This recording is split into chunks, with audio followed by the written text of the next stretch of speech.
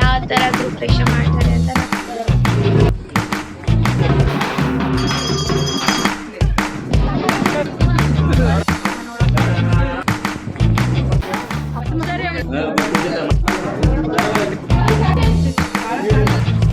guys, good morning. Welcome back to my YouTube channel.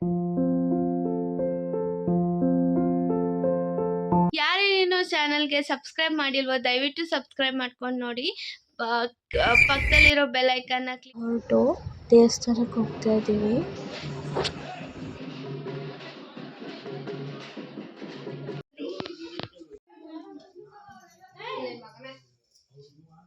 ದೇವರು ಮನೆಗೆ ಹೋಗಿ ಬರಬೇಕು, ಅದಕ್ಕೆ ಇಲ್ಲೆಲ್ಲ ಬಿತ್ತಿದ್ರು.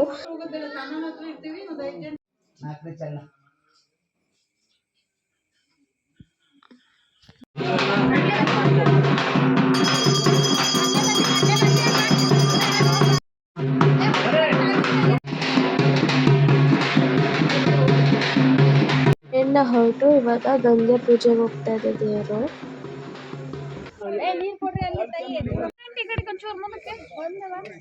ಪೂಜೆ ಮಾಡೋಣ ಪೂಜೆ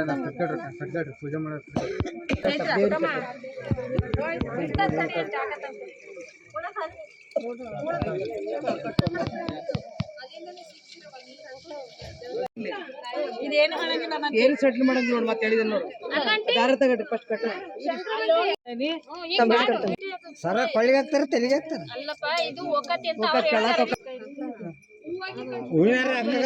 ಕಳಸ ಮುಂದೆ ಚೈತ್ರ ಅಲ್ಲ ಅಲ್ಲೇ ಕಾಣಂಗೆ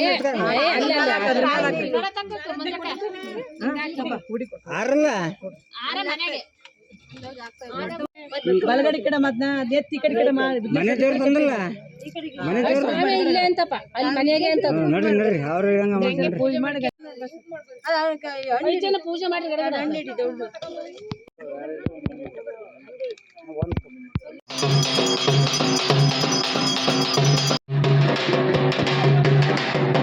ಗಂಗೆ ಪೂಜೆ ಆದ್ಮೇಲೆ ಗಂಗೆನ ಮನೆಗೆ ತಂದು ಪೂಜೆ ಮಾಡಬೇಕಾಗಿತ್ತು.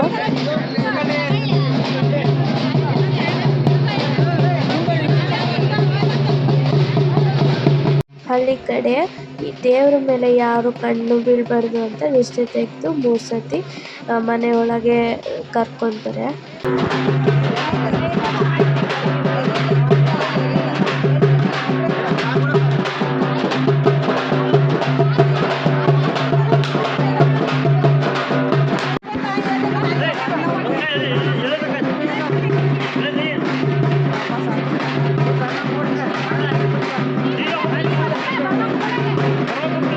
ಹತ್ರ ಬಂದಾದ್ಮೇಲೆ ಹಸುಗೆ ಪೂಜೆ ಮಾಡಿ ಹಸುನ ಒಳಗೆ ಕರ್ಕೊಂತಾರೆ.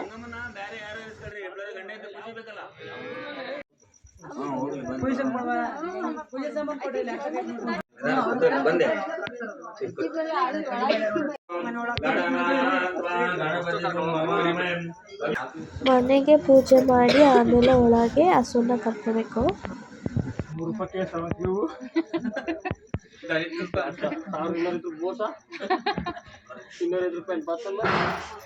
3 ಸತಿ ಇಲ್ಲ 5 ಸತಿ ಇಲ್ಲ 9 ಸತಿ ಅಕ್ಕಿಯನ್ನು ಹಾಕಿ ಒಳಗನೆ ಹಸುನ ಕರ್ಕೋಬೇಕು.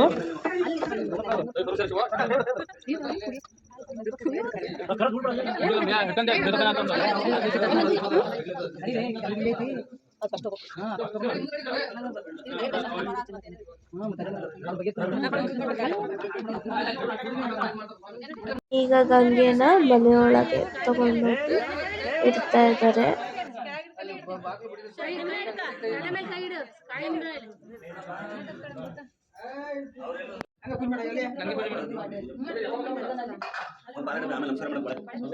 ಗೌರಿನ ಪೂಜೆ ಮಾಡಿ ಒಳಗೆ ದೇವ್ರ ಮನೆಯಲ್ಲಿ ಕೂರಿಸ್ಬೇಕು.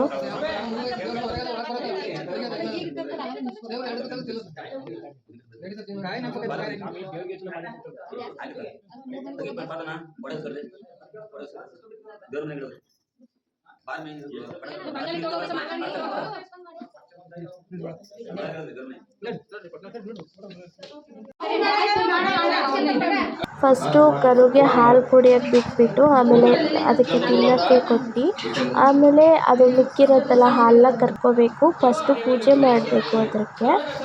ಆಮೇಲೆ ಹಾಲು ಉಗ್ಸೋಕ್ಕೋಸ್ಕರ ಹಾಲನ್ನು ಕರಿಬೇಕು. ಸೈಡಲ್ಲೆಲ್ಲ ದೇವ್ರನ್ನ ಕರ್ಕೊಂಬಂದು ಮನೇಲಿ ಕೂರಿಸ್ತಾರೆ.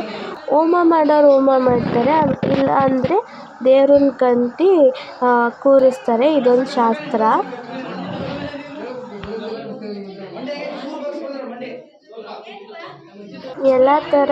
ಎಲ್ಲ ವಸ್ತುಗೂ ಅದನ್ನು ಗೌರವಿಸಿ ಪೂಜೆ ಮಾಡ್ತಾರೆ ಹಳ್ಳಿ ಸೈಡಲ್ಲೆಲ್ಲ. ಆದರೆ ಸಿಟಿ ಸೈಡಲ್ಲೆಲ್ಲ ಇದೆಲ್ಲ ನೋಡೋಕ್ಕಾಗಲ್ಲ ಜಾಸ್ತಿ. ಆಮೇಲೆ ನಾವು ಹಾಲು ಕರೆದಿದ್ವಲ್ಲ, ಅದ್ರದ್ದು ಹಾಲು ತೊಗೊಂಡ್ಬಂದು ಇಲ್ಲಿ ಕಾಯಿಸ್ತಾ ಇದ್ದಾರೆ ಉಗ್ಸೋಕ್ಕೋಸ್ಕರ. ಹಂಗೆ ನಮ್ಮ ಗೌರಿ ನೋಡ್ಬೋದು, ನಮ್ಮ 2 ದೇವರು ಮನೆಗೆ ಏನು ಕೂರಿಸಿದ್ರಲ್ಲ